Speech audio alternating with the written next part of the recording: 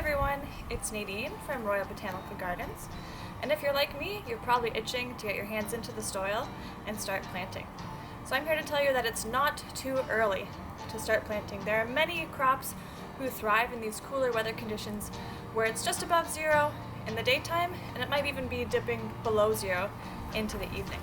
Now typically we wait until the May long weekend before we start planting things such as our tomato seedlings, peppers, cucumbers, but there's a lot of crops who really thrive in these cooler weather conditions and whose seeds can actually germinate in temperatures of 5 degrees Celsius or so.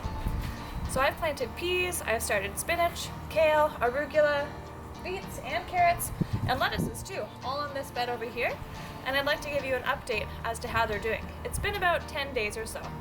So by direct sowing seeds at this time of year, this is a really great way to extend our growing season.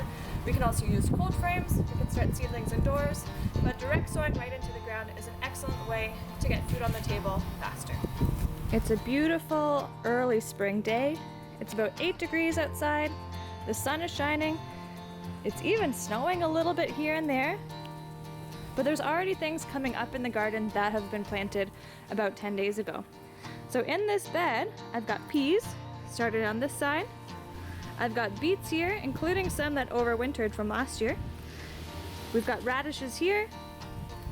This will be a row of kale. We've got seeds started here of carrots. More kale here, more kale there, because I love kale. We've got arugula here, lettuces over there, and a nice big bed of spinach. Now another great thing about these early spring crops that we've direct sowed into the soil is that they'll come into maturity well before the heat of the summer. So by early June, we'll be able to harvest many of these, and that's about the time where we're bringing our tomatoes, peppers, cucumbers outside ready to plant. So our radishes are 30 days, spinach is about 35, peas are 60. The arugula that I've planted, I'll actually add some more seeds into this bed in about a week from now, so that every 2 or 3 weeks I'll have a new crop coming up out of the soil.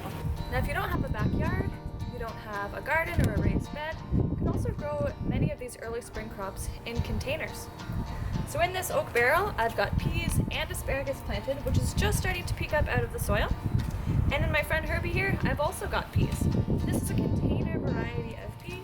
It grows on vigorous vines, short vines that'll only get to be about 24 inches tall. So I've also added this trellis in here for these peas to grow up. And in fact, I can just see their tender shoots peeking up out of the soil. This is a really tasty snack for squirrels especially.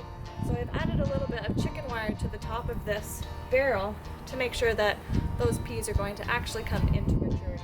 Now just to show you, this is a fava bean that I planted about a week ago. I just dug up to show you that already it's starting to root.